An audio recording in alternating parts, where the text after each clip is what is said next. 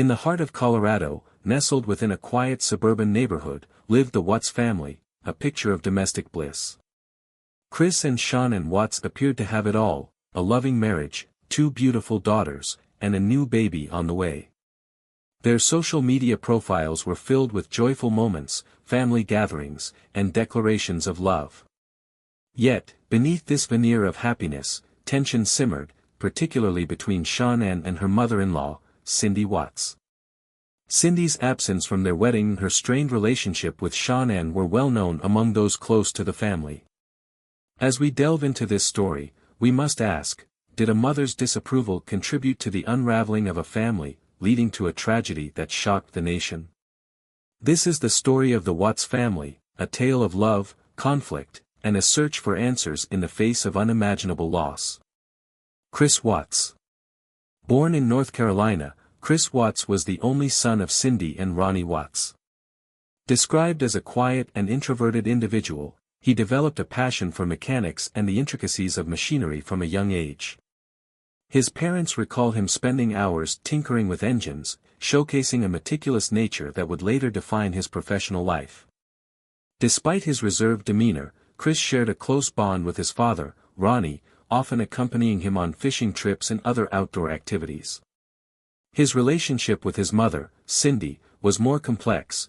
While she was protective and nurturing, she also held strong opinions about the choices Chris made in his personal life. Shanann Watts. Shanann Catherine Razusek hailed from Aberdeen, North Carolina. Known for her vivacious spirit and determination, she faced numerous challenges, including a battle with lupus, an autoimmune disease. Despite her health struggles, Shanann was ambitious and entrepreneurial, working in various fields before becoming a prominent figure in a health and wellness company. Her friends and family admired her resilience and her ability to remain optimistic in the face of adversity.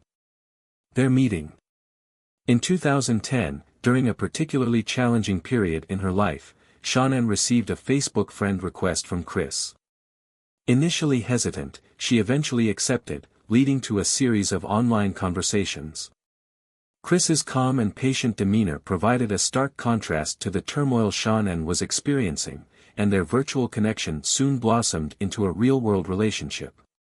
Friends noted how Chris seemed to be a grounding presence for Shanann, offering her the stability and support she deeply craved. The marriage.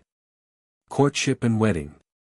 As their relationship progressed, Chris and Shanann decided to marry. They planned a wedding in North Carolina, hoping to celebrate their union with both families. However, underlying tensions threatened to overshadow their joyous occasion. Cindy Watts' absence. Cindy Watts, Chris's mother, chose not to attend the wedding. In interviews, she expressed her reservations about the relationship, stating, "It was a very difficult time. I couldn't bring myself to attend the wedding because I didn't approve of the relationship." This absence was a significant indicator of the strained relationship between Shanann and her mother-in-law, a tension that would continue to affect family dynamics in the years to come. These early challenges set the stage for a complex interplay of relationships, expectations, and unmet desires within the Watts family. As we delve deeper into their story, we'll uncover how these dynamics may have contributed to the tragic events that unfolded.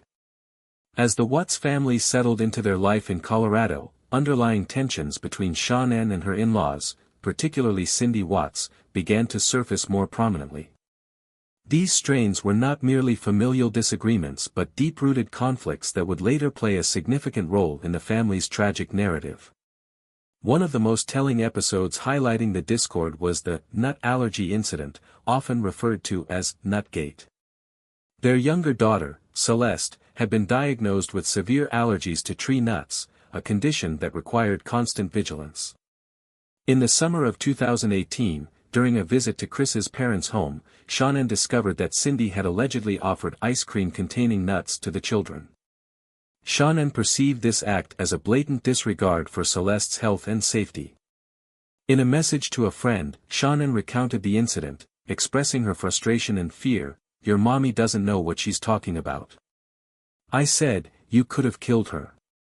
This confrontation led to a significant fallout. Shanann felt that Cindy's actions were deliberate and malicious, while Cindy perceived Shanann's reaction as overly controlling and accusatory. The incident resulted in Shanann cutting off contact between her children and their paternal grandparents, deepening the rift within the family. On social media, Shanann meticulously curated an image of a harmonious and thriving family. Her Facebook posts showcased loving moments, family outings, and the successes of her business endeavors. To the outside world, the Watts family epitomized the American dream. However, behind the curated posts and smiling photographs lay a starkly different reality. Friends and family members who were privy to the inner workings of the Watts household observed the mounting pressures and conflicts. Shanann's close friends noted her struggles with Chris's growing detachment and the persistent tensions with her in-laws. In private conversations, Shanann confided her fears and frustrations, painting a picture that starkly contrasted with her public persona. As these internal conflicts intensified, Chris began to withdraw further, both emotionally and physically. He started an extramarital affair, seeking solace outside the confines of his tumultuous family life. This betrayal added another layer of tension, setting the stage for the tragic events that would soon unfold. The juxtaposition between the Watts family's public image and their private struggles serves as a poignant reminder of the complexities that can lie beneath the surface, unseen by the outside world. In the early hours of August 13, 2018, Shanann Watts returned to her Frederick, Colorado home after a business trip. Unbeknownst to her, this would be her final night alive. Later that day, concerned friends reported Shanann and her two young daughters, Bella and Celeste, missing. Chris Watts, the seemingly distraught husband and father, made public pleas for their safe return, portraying a facade of concern. As the investigation progressed, inconsistencies in Chris's statements began to surface. Authorities noted his lack of genuine emotion and detected signs of deception. Under mounting pressure, Chris confessed to the murders, initially claiming that he killed Shanann in a fit of rage after witnessing her harm their daughters.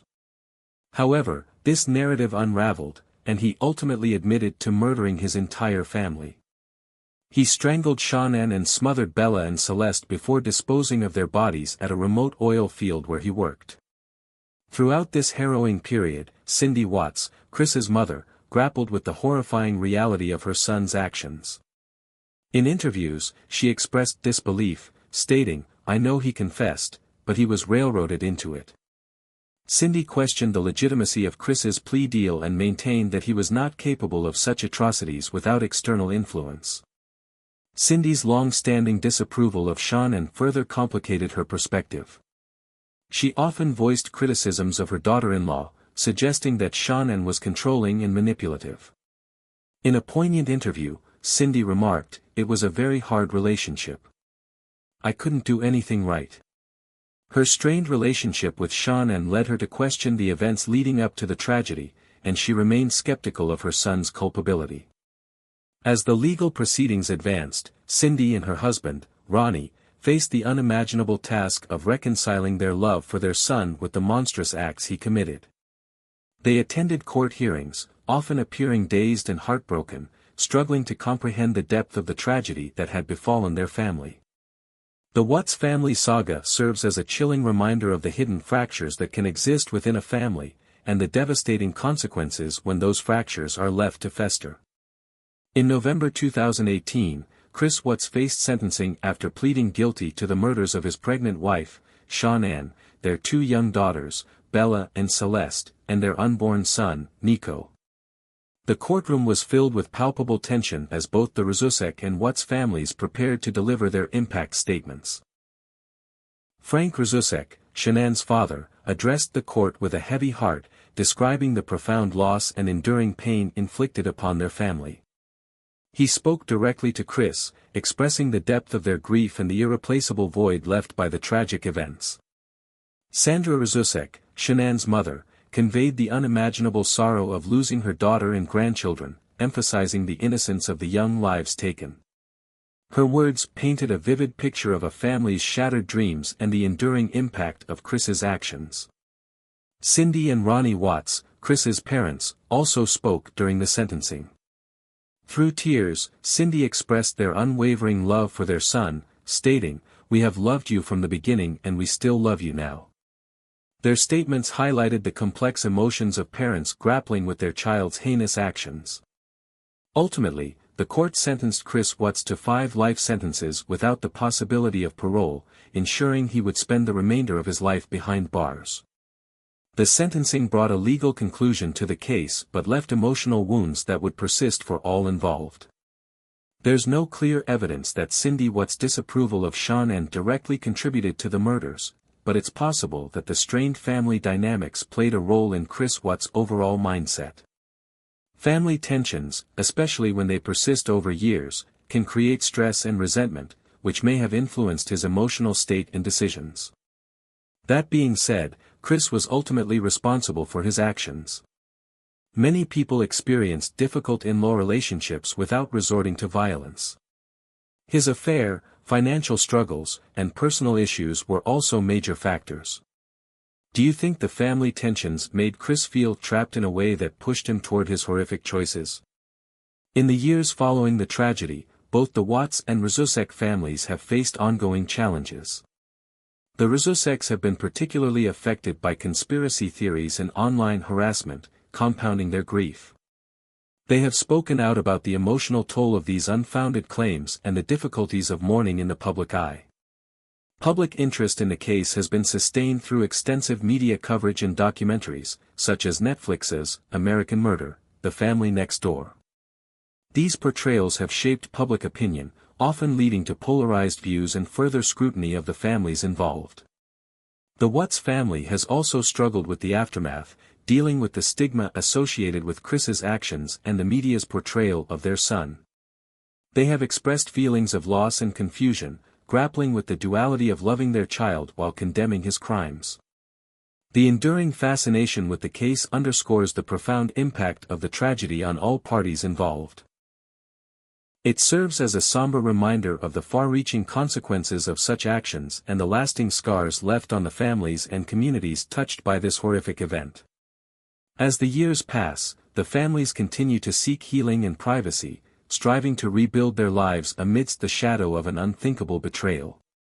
As we conclude this in-depth exploration of the Watts family tragedy, we invite you to reflect on the complex dynamics that may have contributed to this heartbreaking event. Do you believe that the tensions between Shanann and her in-laws played a significant role in the unfolding of these tragic events? Could different actions or interventions have altered the outcome? We encourage you to share your thoughts and perspectives in the comments below.